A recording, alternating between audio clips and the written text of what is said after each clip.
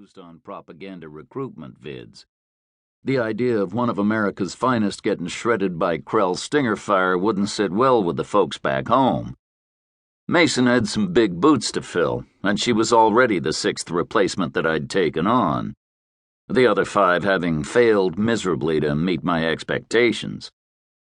I thought briefly of Michael Blake, Mason's distant predecessor, but buried the memory as quickly as it surfaced. "We're approaching Marrow Prime," I said, activating a condensed holo briefing on my wrist comp.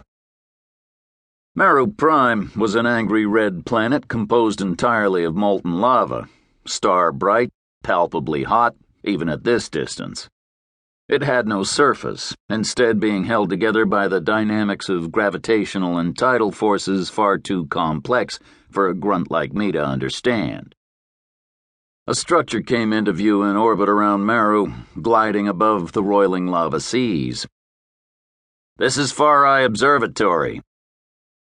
The facility was a painfully delicate latticework construction, a collection of bubble domes, solar vanes, and spherical crew modules.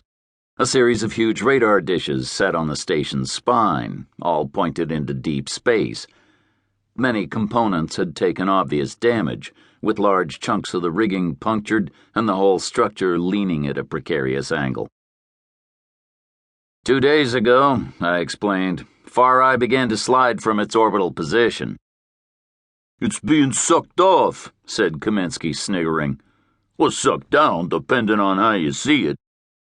I ignored Kaminsky. Doing otherwise would only encourage him. "The station suffered a malfunction in the primary grav shunt," I said.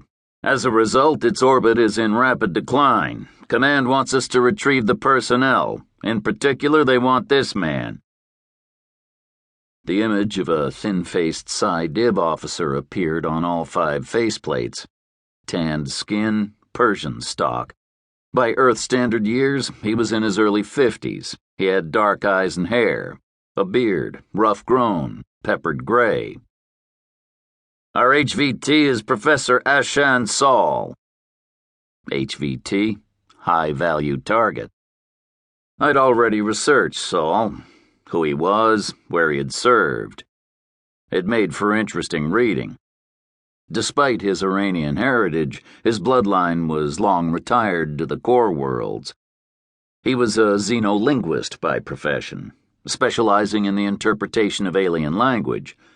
That particular detail had instantly grabbed my attention.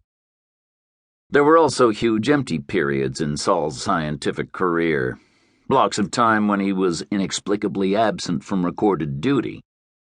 Nothing stunk of covert ops involvement quite like an unexplained black line through your last posting. "So they sent 6 SimOps teams out into the quarantine zone to rescue one man?" Martinez asked. "Seems like overkill." "I said we're supposed to bring all personnel back, and it's made more complex by this." I adjusted the external camera controls so that a wider graphic of space surrounding Marrow Prime became visible. The sector was literally full of activity. Flocks of fighters wove between larger vessels, Alliance ships chasing down Krell biofighters. There were 3 Alliance warships anchored in high orbit: the Mallard, the Washington's Paragon, and the Peace of Seattle. Assault cruisers with enough onboard firepower to level a small planet. They faced off against 6 advancing Krell starships of unknown designation, ranging in threat category. The alien vessels were variations on an aquatic theme. Black as space, shaped like mutant mollusks. Both groups were on full offensive, firing torpedoes, railguns, flak cannons. The battle space within a few thousand clicks was alight with plasma, the immediate and empty explosions of ships dying in vacuum. Tracer fire slid overhead. Alliance tech met with Krell organic equivalents. I picked out the Mallard somewhere in the fray, null shields flaring, laser batteries bristling. Our real bodies in the Mallard's Simulant Operations Center were our vulnerability. One stray missile to the Mallard,